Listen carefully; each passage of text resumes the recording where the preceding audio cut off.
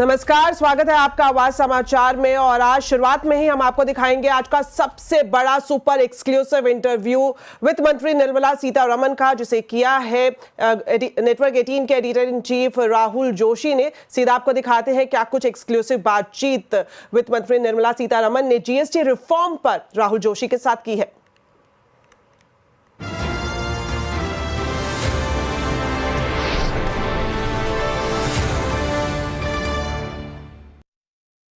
You know, from the Prime Minister's vision of making life easy for the common man, of, reducing the burden on the common man, you did it in your budget last time by cutting the income tax rate, a bonanza for the middle class.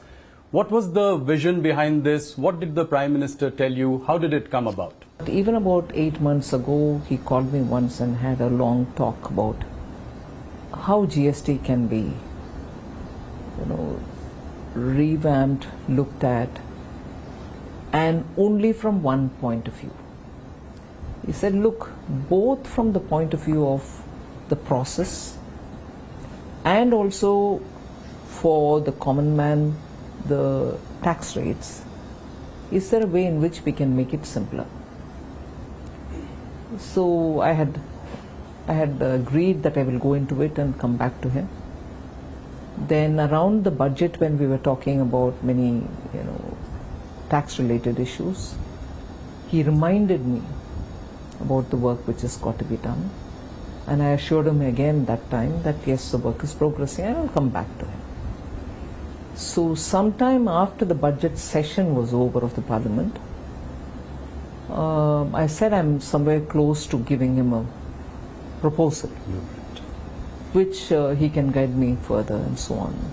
Is that I just want, as I said at the first meeting, the simplistic or simplified, not simplistic, simplified way of doing business. So I don't want small people, small businesses sitting at the computer, getting the auditor to do it. And also, like the way we did in the budget, respecting the middle class, respecting the taxpayer, respecting people who are really the ones out of their salaries giving the tax. We need to do something for the day-to-day indirect tax which falls on every Indian citizen in some way or the other. So this tax is something which touches the lives of every citizen, and therefore we need to be a lot more sensitive. So I went back with this comment, redid it, sharp focused it, and that's how this proposal came. And so now that you've done two monumental things, you've put more money into the hands of the consumer, you brought down for the middle classes the income tax cut, and now rationalization of GST. So will it now finally sort of move the needle on consumption? 100%. Because there's more money given already through the income tax cut. Right. The rates are coming down. So the citizen now has a choice to meet his aspirations and his expectations. He cannot say, look, I have the money because the income tax is reduced, but these items are beyond my affordability. Now everything has come down. Okay. I'll give you this number which is important. 99% of all the goods and services which are touched by GST are now either in 0 or in 5 or in 18. That's right. There's nothing beyond. So that 1% is what makes for the demerit goods, right, which popular parlance says sin goods. Yeah. So that is the extent to which we have cleansed the system of anomalies, doubts, duplications, and any interpretative issues. So this will also lead to higher investments, it will fire up investments as well. Obviously, with consumption going up, there's a potential for capacities to grow, investments to grow. Any impact on capital spending or fiscal deficit, I wouldn't think. At this moment, I can say with confidence, capital expenditure of the government will not come down. It will be completed as is stated in the budgetary planning time, the budget estimate time, and so with the fiscal deficit. And this is the last point of my gliding path. Right. I will adhere to it. combined tax revenue impact of this, earlier your income tax cuts and this is about 1.2 lakh crore. Do you think that there will be a certain revenue buoyancy as well in the coming years to, make up for this? And Every economic theory that one studies says that. yeah, have you seen that in the past? At least the moment the income tax reduction happened, you heard people very clearly coming out and saying, I've met up with a lot of individuals coming from different strata of the society saying, I'll have more money to send my son to this particular college. My daughter is already doing engineering. I'll be able to fund her for her higher studies and things like that. And from ordinary citizens who are leading their lives either working in a small store or driving a car, taxi, and so on. So it has an immediate psychological effect that I can do this, which was beyond my affordability. And therefore, I think there will be a buoyancy in terms of revenue. So Q1 GDP numbers are heartening 7.8%, at a time when President Trump said that, India is a dead economy. How do you react to something like that? I may not be able to comment on, let's say, foreign head of the state commenting on it. But in India, one line which I keep repeating several times, probably even once when I met you once earlier when we chatted like this, it is the cynics within India who worry me. It is the naysayers within India who worry me. Assume somebody had said it, a head of state has said it. Building India together, and all of us together building India, are we going to carry those tales or stories or observations which somebody else says and then repeat that here, so and so has said this, India's a dead economy, we knew it, this is happening, that's happening.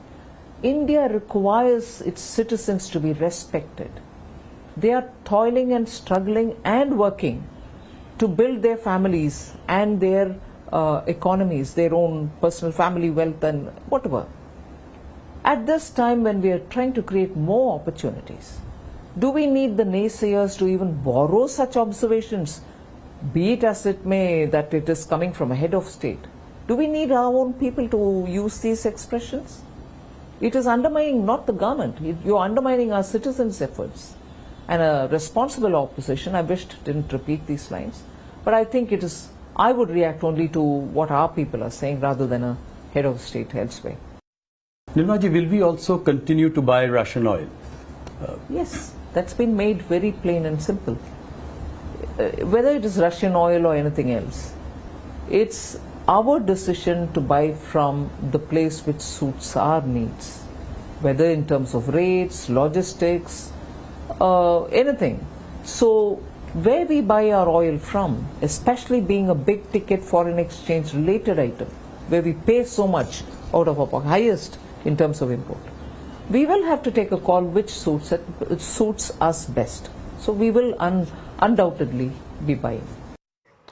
चलिए बढ़ते हैं आगे और एक और अहम खबर आपको बताएं। मार्केट के हिसाब से डॉलर के मुकाबले रुपए में रिकॉर्ड गिरावट है, तो इस रिकॉर्ड गिरावट की वजह क्या है बता रही हैं मनीषा गुप्ता। जी हाँ, रुपए में हमने नए लोज यहाँ पर बनते हुए देखे हैं। 88.33 का ऑल टाइम लो यहाँ पर इंडियन रुपी ने बनाया है। एशियन मार्केट्स में तो ये सबसे वर्स्ट परफॉर्मिंग करेंसी है ही 2025 में अब तक, लेकिन अगर आप एशिया पैसिफिक में भी देखें तो हमने लगातार यहाँ पर गिरावट आते हुए देखी है। और रुपए ने डॉलर के समक्ष ही नहीं लेकिन चाइनीज युआन के सामने भी यहाँ पर ऑल टाइम लोज बनाए हैं। ये दोनों करेंसीज यूजली साथ साथ चलती हैं, लेकिन क्लियरली एक अच्छी खासी गिरावट यहाँ पर रुपए में बनती हुई नजर आई है।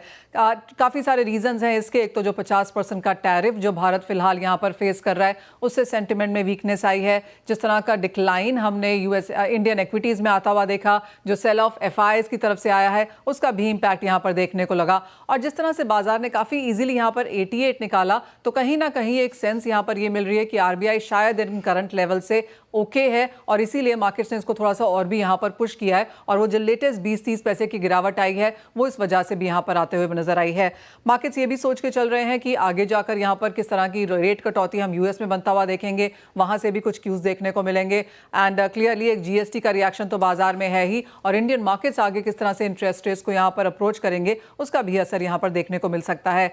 ज्यादातर जानकार और बैंक्स यही मानते हैं कि आगे जाकर कुछ और गिरावट रुपए में देखने को मिल सकती है। अगले आने वाले 2 महीने थोड़े से वीकनेस के हो सकते हैं। 89, 89.5 जैसे लेवल्स यहाँ पर बार्कलेज ने, बैंक ऑफ अमेरिका ने, इवन इंडियन जो PSU बैंक्स हैं उन्होंने भी यहाँ पर कहा है। लेकिन इसके अगेंस्ट ज़्यादातर लोग ये भी मानते हैं कि बाय द टाइम FY26 यहाँ पर ख़त्म होगा, यानी कि मार्च 2026 आएगा, तो रुपया अच्छी खासी अप्रिसिएशन के साथ यहाँ पर बनता हुआ नजर आएगा। 86 to 87 के लेवल्स आप मार्च में देख पाएंगे, लेकिन उससे पहले थोड़ी सी और गिरावट है और 89.5 तक के टारगेट्स नियर टर्म में यहाँ पर रुपए में दिए जा रहे हैं।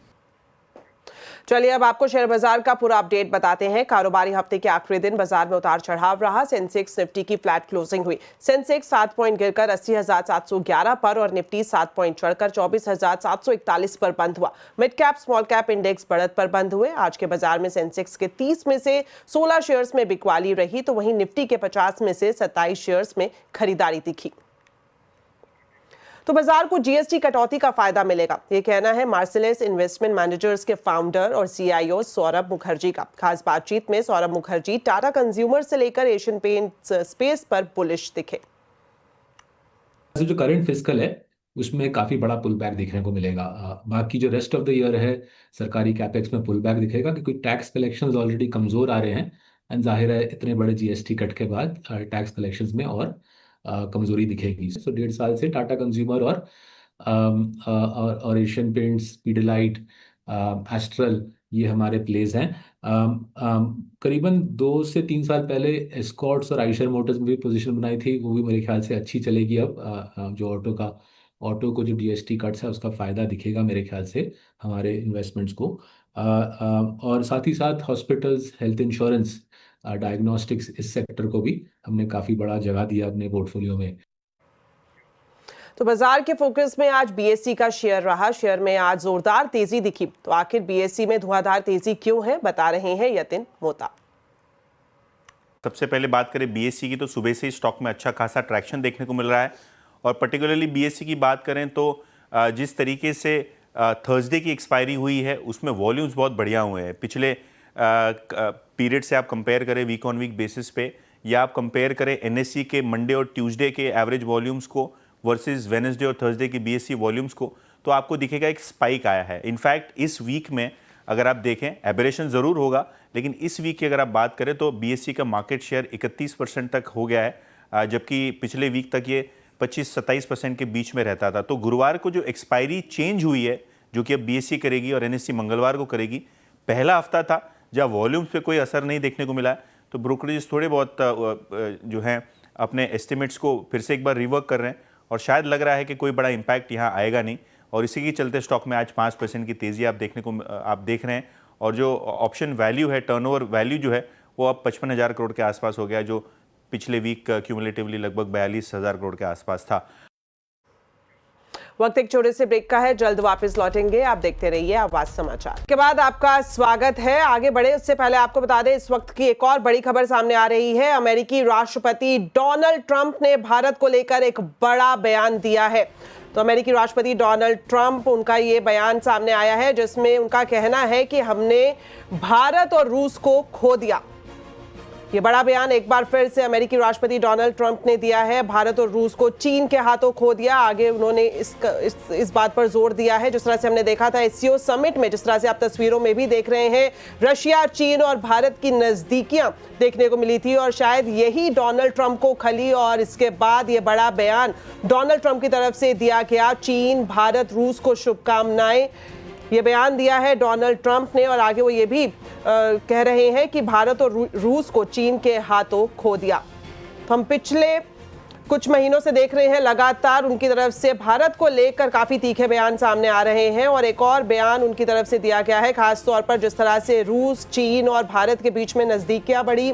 SCO समिट में आप देख सकते हैं प्रधानमंत्री नरेंद्र मोदी के साथ पुतिन मौजूद रहे, शी जिनपिंग मौजूद रहे। शायद यही तस्वीरें डोनाल्ड ट्रंप को भाई नहीं और उसके बाद उन्होंने लिखा कि भारत और रूस को हमने चीन के हाथों खो दिया। तो बड़ा बयान डोनाल्ड ट्रंप की तरफ से एक बार फिर से सामने आया है और उन्होंने सोशल मीडिया प्लेटफॉर्म ट्रुथ पर यह सब कुछ लिखा है। तो चलिए आगे बढ़ते हैं और अब आपको बता दें कि दिल्ली एनसीआर में किस तरह से मौसम का मिजाज है। यहाँ पर अभी भी भारी बारिश के बाद यमुना नदी खतरे के निशान के ऊपर बह रही है। सुबह 11 बजे यमुना का जलस्तर 207.27 मीटर दर्ज किया गया। दिल्ली एनसीआर के कई निचले इलाके जलमग्न हो गए। गीता कॉलोनी, मयूर विहार, यमुना बाजार, सिविल लाइन, सोनिया विहार, कश्मीरी गेट, बवाना, मुकुंदपुर, सरिता विहार और जनकपुरी, ये कुछ ऐसे इलाके हैं जहां पानी पूरी तरह से घुस चुका है। मॉनेस्ट्री मार्केट का भी बुरा हाल है। यहाँ हालात इतने बिगड़ चुके हैं कि दुकानों में कंधों तक पानी भर गया है। मार्केट के कोने कोने में पानी घुस गया है, जिससे कारोबार पूरी तरह से ठप हो गया है। दुकानदारों को लाखों का नुकसान इस बाढ़ की वजह से झेलना पड़ रहा है। मॉनेस्ट्री मार्केट की तस्वीरें हम आपको दिखा रहे हैं कि किस तरह पानी भरने के बाद क्या स्थिति है। ये मार्केट आपको दिखा रहे हैं हम लोग, एक बोर्ड पे यहाँ पर है ताकि आपको पूरी स्थिति क्लियर हो पाए। ये पूरी टिबेटन मार्केट है जिसकी तस्वीरें आप देख रहे हैं। यमुना की तलहटी पर बसी हुई ये टिबेटन मार्केट जिसकी तस्वीर आप फिलहाल यहाँ देख रहे हैं, पूरा भरा हुआ है। अंदर तक आप देखें पानी ही पानी जो है वो नजर आ रहा है। दुकानें यहाँ लोगों की है, छोटे छोटे रेस्टोरेंट्स हैं, लोग यहाँ रहते हैं। और ये तस्वीरें आपको हम दिखा रहे हैं बोट से कि क्या यहाँ फिलहाल तस्वीरें जो है वो देखने को मिल रही है। ये मॉनेस्ट्री मार्केट की तस्वीरें हम आपको दिखा रहे हैं कि किस तरह यहाँ पर पानी जो है हर तरफ भरा हुआ नजर आ रहा है। मॉनेस्ट्री मार्केट यमुना से सटे हुए तलहटी इलाके में जो है वो लगी हुई है और ऐसे में जैसे ही यमुना का जलस्तर बढ़ता है तो सबसे पहला असर जो है यहाँ पर भी देखने को मिलता है। मैं जहाँ मॉनेस्ट्री मार्केट में आप देखिए ये पूरा जो है लद्दाख बुद्ध विहार का इलाका है, बेला रोड का ये पूरा कॉम्प्लेक्स है। मैं आपको ये कॉम्प्लेक्स की तस्वीरें दिखा रही हूँ। यहाँ से ऊपर सीढ़ियाँ भी नीचे देखें तो हमें नज़र आ रही हैं, लेकिन फिलहाल पूरा पानी भरा हुआ है। ये पानी ही पानी पूरा भरा हुआ है यहाँ पर और पूरी कम्युनिटी यहाँ पर रहती है। और यहाँ फिलहाल जो स्थिति है इसकी भी तस्वीरें आपको हम यहाँ दिखा रहे हैं। ये पीछे तक आप देखें किस तरह पानी भरा हुआ, गेट तक, ये गेट तक पानी पूरा भरा हुआ है। और ऐसे में लोग जो है दुकानें बंद करके यहाँ बैठे हुए हैं और इंतजार कर रहे हैं कि कब यमुना का पानी जो है वो रिसना शुरू होगा, यानी वापस जाना जो है वो शुरू होगा। तो ये तस्वीरें आपको मॉनेस्ट्री मार्केट की हम दिखा रहे हैं क्योंकि यहाँ पर अब ऐसे आ पाना जो है वो बहुत मुश्किल है क्योंकि पानी जो है वो तकरीबन कंधों तक यहाँ भर गया है। पर ये तस्वीरें आपके लिए देखनी ज़रूरी है कि मॉनेस्ट्री मार्केट की इस वक्त क्या हालात है। चलिए दिल्ली के बाद बात करते हैं पंजाब की, जहां बाढ़ का कहर जारी है। पंजाब के 23 जिलों में 1902 गांव जलमग्न हो चुके हैं, जबकि 15 जिलों की 3,84,000 से ज्यादा आबादी इससे प्रभावित हुई है। अब तक 43 लोगों की मौत हो चुकी है और 3 लोग लापता बताए जा रहे हैं। बाढ़ प्रभावित इलाकों में 196 राहत कैंप चलाए जा रहे हैं, जहां 6,755 लोग ठहरे हुए हैं। पंजाब में बाढ़ से 1,71,000 हेक्टेयर फसल को भारी नुकसान पहुंचा है। राहत बचाव कार्य के लिए एनडीआरएफ, एसडीआरएफ, सेना और वायुसेना की टीमें लगातार जुटी हुई हैं। दूसरी तरफ इस मुश्किल घड़ी में फिल्म स्टार दिलजीत दोसांझ और बिजनेसमैन राज कुंद्रा ने लोगों से मदद की अपील की है। दिलजीत दोसांझ ने कहा कि पंजाब जख्मी है लेकिन हारा नहीं है। वहीं राज कुंद्रा ने भी पंजाब बाढ़ पीड़ितों की मदद के लिए हाथ बढ़ाने की अपील की है।